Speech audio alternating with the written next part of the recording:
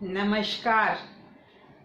आज मैं आप लोगों को कथा सरित सागर में से हरी शर्मा की कथा सुना रही हूँ।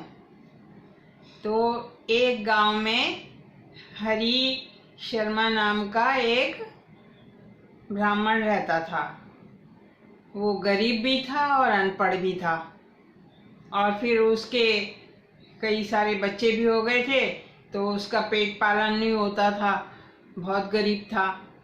तो उसने सोचा कि फिर कुछ काम करना चाहिए। तो उसे एक वणिक के घर में, बनिए के घर में, अमीर बनिए के घर में उसे सामान लाने ले जाने की नौकरी मिल गई, और वहीं पर उसकी पत्नी को भी उसने काम पर लगवा दिया, तो वो घर का काम काज कर देती थी।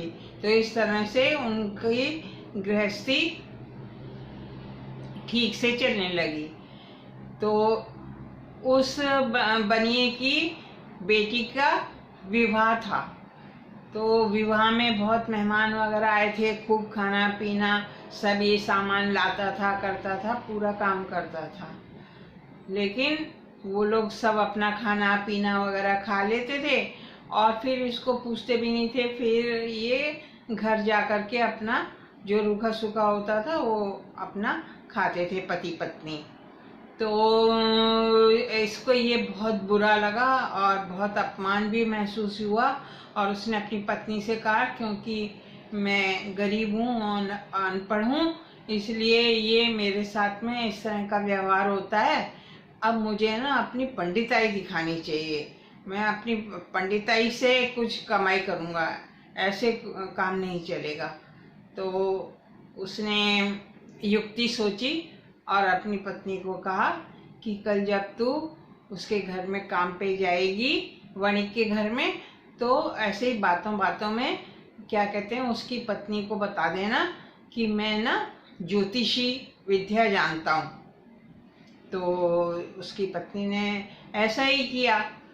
फिर उसकी जो वणिक की पत्नी थी, उसने भी बातों बातों में अपने पति को बता दिया कि ये जो अपने यहाँ काम करता है ब्राह्मण, ये ज्योतिष विद्या भी जानता है।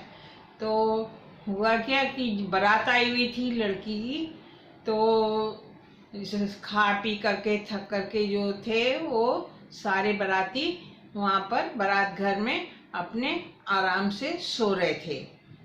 तो इसने हरी शर्मा ने क्या किया कि रात को जो दूल्हे का घोड़ा था ना, उसको खोल करके ले गया और जंगल में जा करके उसने एक पेड़ से उसको बांध दिया, वहाँ पर छुपा दिया घने जंगल में, और वापस आ गया, और फिर सुबह काम पर चला गया।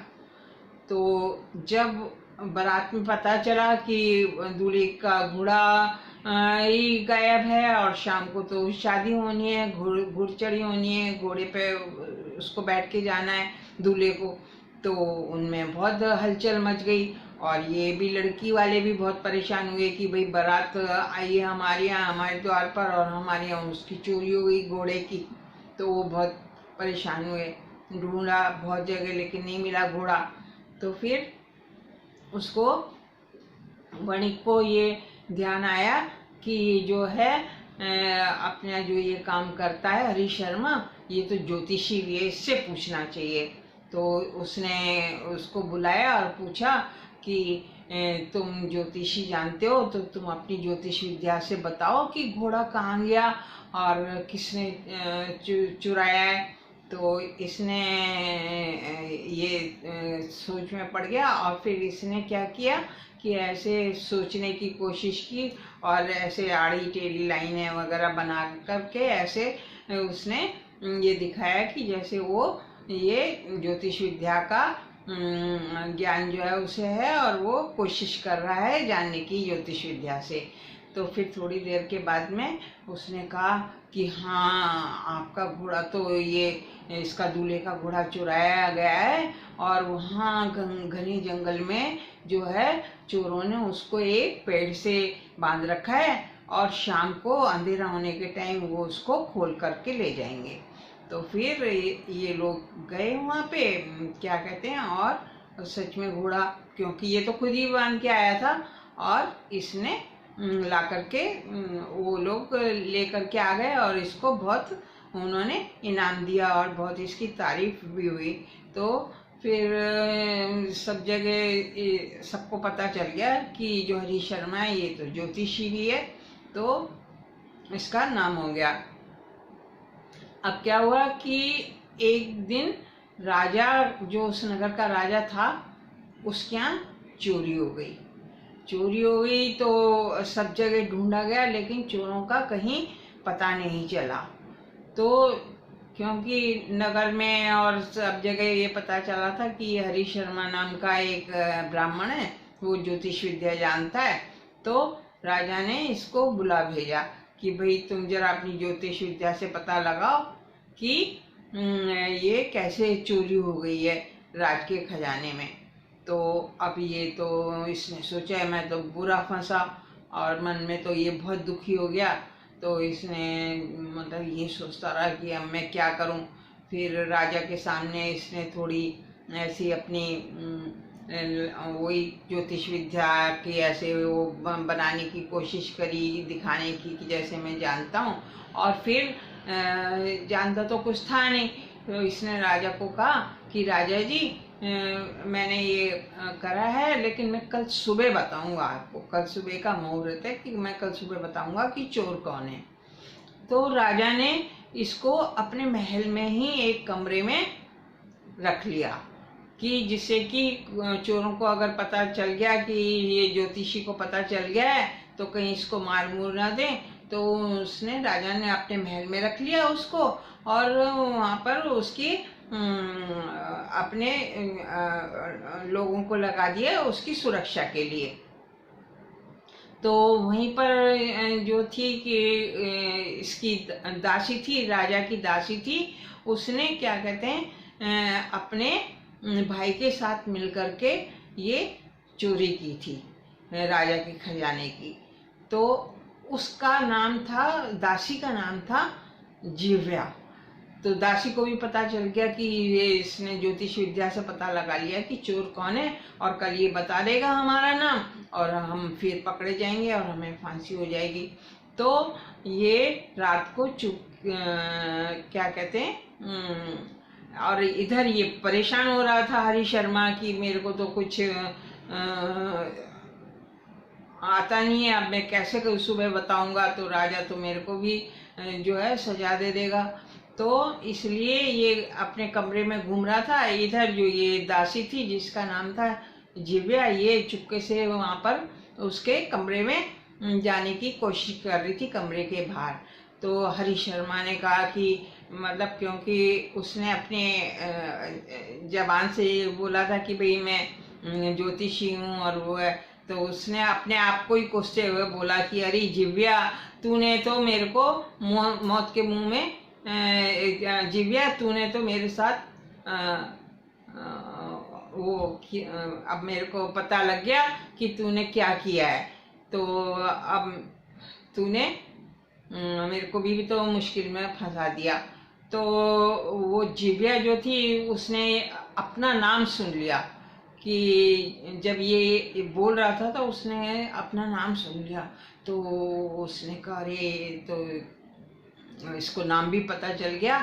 तो वो उसके कमरे में गई और उसके चरणों में पड़ गई हरीश शर्मा के, और कहने लगी कि मुझे क्षमा कर दो, चोरी मैंने और मेरे भाई ने मिलके की है, और क्या कहते हैं आप मेरे को बचा लो, और मेरे पास जितना भी सोना और अंधन है मैं आपको दे दूंगी, लेकिन आप मेरी जान बचा लो, आप राजा जी को मेरा नाम मत बताना। तो इसने कहा कि ठीक है, तू जा और तेरे को कुछ नहीं होगा। और उसने अपना अंधन जो था, वो जो धन वगैरह था, जेवर वगैरह थे, वो उसने जिव्या नाम की दासी ने इसे दे दिए। और अगले दिन जाके सुबह इसने कहा कि राजा जी, अच्छा, इसने जिव्या से ये भी पूछ लिया था कि तुमने धन चुराया है तो कहाँ रखा है। तो फिर उसने कहा कि मैं बताया कि मैंने राजा का जो धन है वो एक पेड़ के नीचे जड़ में वहाँ पर गड्ढा खोद के और छुपा दिया है हमने। तो फिर इसने सुबह जा कर के राजा को बता दिया कि राजा जी वो चोर तो है ना डर के मारे भाग गए हैं, उन्हें पता चल गया कि मेरे को पता चला है कि ज्योतिष विद्या से कि किसने चुराया है। अब उनका तो पता लगाना मुश्किल है, लेकिन मैं ये बता सकता हूँ कि आपका धन जो है वो पेड़ के नीचे गड्ढा खोद के छुपा के रखा है चोरों ने, तो आप वो ले लीजिए। तो वहाँ पर गड्ढा खोद करके और जो था राजा का धन मिल गया। राजा का धन मिल गया, राजा बहुत खुश हुआ। तो राजा ने इसको बहुत इनाम दिया बहुत अच्छे से। और क्या कहते हैं फिर इसका और भी नाम ख्याति, सब लोग वाह वाह करने लगे कि भाई ये तो बड़ा अच्छा ज्योतिषी है। लेकिन राजा का एक जो मंत्री था ना, उसको थोड़ा सा शक हुआ। उसने कहा कि मुझे लगता है कि उसने राजा के कान में कहा, मुझे लगता है कि ये इतना बड़ा ज्योतिषी नहीं है, हो सकता है ये चोरों के साथ में मिला हुआ है, इसलिए इसको पता है कि धन कहाँ रखा है और ये कह रहा है कि चोर तो मिलेंगे नहीं, तो इसकी परीक्षा लेनी चाहिए। तो राजा को भी कुछ समझ में आया।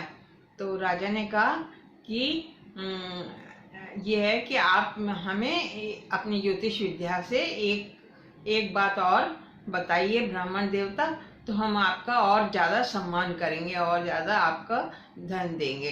तो इसने कहा ठीक है। राजा के सामने तो यही कहना था इसे, लेकिन इसे मालूम था कि इसे तो कुछ आता नहीं है ज्योतिष विद्या में। तो फिर भी अब तो कोई चारा नहीं था इसके पास में। तो राजा ने एक घड़ा मंगाया और घड़े के अंदर एक मेंढक को डाल दिया। मेंढक को डाल दिया और घड़े को अच्छी तरह से बंद कर दिया। और फिर इसको हरि शर्मा को बुलाया और कहा कि हरि शर्मा, तुम हमें ये बताओ कि इस घड़े के अंदर क्या है अपनी ज्योतिष विद्या से। तो फिर वही इसने थोड़ा सा अपना सोच विचार ऐसा करने का नाटक किया कि अपनी ज्योतिष विद्या ज्ञान लगा रहा है कि पता करने के लिए कि क्या है। तो जब ये ऐसे सोच रहा था तो इसके दिमाग में ऐसा आया कि जब ये छोटा था तो पढ़ने वढ़ने में तो कुछ था नहीं, इसका दिमाग था नहीं दिमाग, और वैसे भी ये थोड़े हल्के दिमाग का था। तो जो इसके सारे दोस्त और आसपास के सब लोग थे वो इसको मंडूक मंडूक कहते हैं। तो जो मेंढक होता है ना उसको मंडूक भी कहते हैं। तो फिर क्या कहते हैं इसको वो याद आया, तो ऐसे ही अपने ध्यान में बोलने लगा कि अरे मंडूक, तूने तो आज मेरी इस घड़े से तेरी तो आज क्या कहते हैं, इसने मेरी नहीं बोला, इसने बोला अरे मंडूक, अपने आप को ही बोला, अरे मंडूक आज तो इस घड़े ने तेरी जो है वो मृत्यु को बुला दिया। तो सारे जो थे राजा और मंत्री वगैरह सब लोग चौंक गए। उन्होंने कहा कि अरे घड़े में तो सच में मेंढक है, मंडूक है। तो उन्होंने कहा ये तो सच में कुछ ज्योतिष विद्या जानता है। तो उसने फिर राजा ने कहा कि भाई वाह, तुम तो बहुत बड़े ज्योतिषी हो। और फिर उसको और उसने धन दान वगैरह खूब दिया, मान करा। और फिर क्या कहते हैं ये अपना घर चला गया और इसकी पत्नी और परिवार के साथ। और फिर ये उस शहर को छोड़ करके धन वगैरह ले करके और फिर दूसरी जगह जा कर के और आराम से उस धन के ऊपर अपनी जीविका वगैरह उसको व्यतीत करने लगा और आराम से रहने लगा। तो ये उसने अपना थोड़ा सा दिमाग लगाना चाहा था, उसकी वजह से और कुछ भाग्य की वजह से उसको धन संपत्ति मिल गई और फिर वो अपने परिवार के साथ जीवन व्यतीत करने लगा। तो ये हरि शर्मा की कथा मैंने आपको सुनाई। तो आपको कैसी लगी? अगर अच्छी लगी है तो फिर वही आप लाइक कर दीजिए और सब्सक्राइब नहीं किया है तो सब्सक्राइब करिए और खुश रहिए और सुखी रहिए।